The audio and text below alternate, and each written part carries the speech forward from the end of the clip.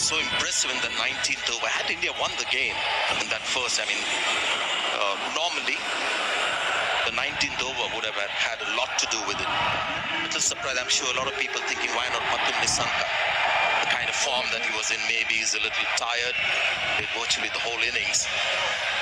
The incumbent batter, Dasun Shanaka, comes out, and Kusal has come in to, I guess, just make it a little difficult with the left-hand, right-hand combination. In that tied match, the last match that these two teams played against each other was a bilateral game. Sri Lanka in the super over just got 2 runs. And India won the game, so they will be hoping more of the same.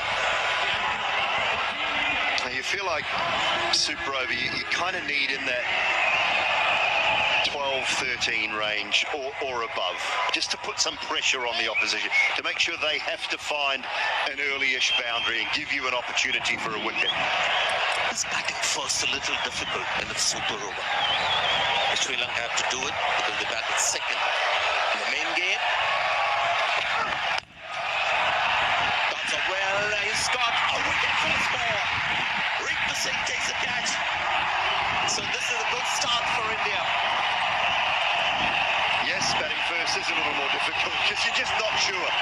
You're not sure, and it's just sliced off the batter touch. Perfect field placement. He went wide, trying to take the power of the leg side away from Kusal Perera. Big boundary on the offside. Rinku Singh on as a substitute. He's a very good fielder. And Kusal Perera just last one delivery in the super over. He is gone. Sri Lanka have only faced 1 ball. They've got 5 to go and only 1 wicket. And here's Arshdeep, the super over.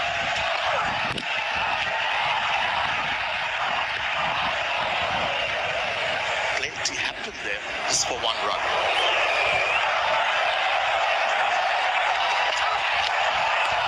This is a brilliant so far from Arshdeep.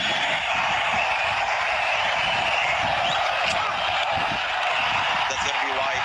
So India stuck with that tactic, and they're going to test Dasun Shanaka whether he has the nerves to just use the pace of the bowler. At the moment, he's just trying to belt it down the pitch.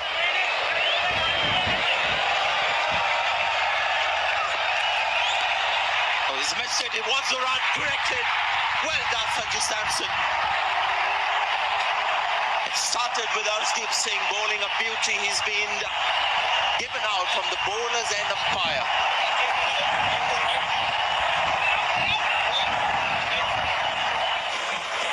Ball pass is very close to the bat. Can I have Alteis?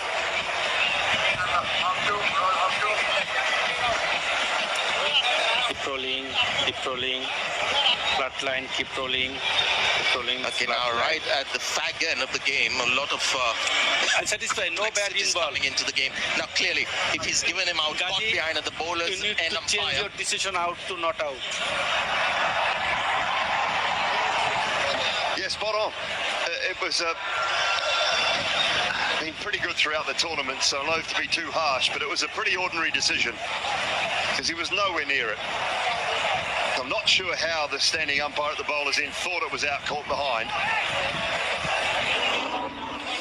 He hasn't hit the ground, there's nowhere near it. Sanju hasn't even appealed. He's not even bothered about the caught behind, and then he's given it out for some bizarre reason. So the game must continue. And why was Arshdeep appealing? Big ball of the over. Slice it straight to the fielder. And this time, Arshdeep is only clapping. Jitesh Sharma, I think, who's taken the catch, is the reserve keeper. And once again, it seems like Sri Lanka will get 2 runs in this super over. 1 ball to go. Well, you can appeal for that one, Arshdeep. That one's okay. That certainly hit the bat, but it was straight to the man at deep backward point. And that is a terrific super over from Arshdeep. He nailed his Yorkers. He went wide of the right-handers. And all Shanaka could do was pick up a thickest outside edge. So both wickets falling for just 2 runs. Trying to find out who they want, I think. It's just talking about maybe Sanju. Who do they want at the top of the order? From India's point of view, with the bat, but with only 3 to win, I don't really think it matters. I think they should just send their regular openers.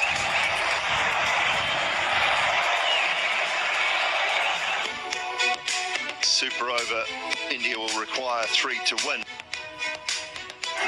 Well, maybe they're superstitious as well, Sanjay, a little bit, because the tied game that Sri Lanka and India played, the last one, it was Surya Kumar Yadav who came out and opened the batting and hit the first ball for 4 when they were chasing 3.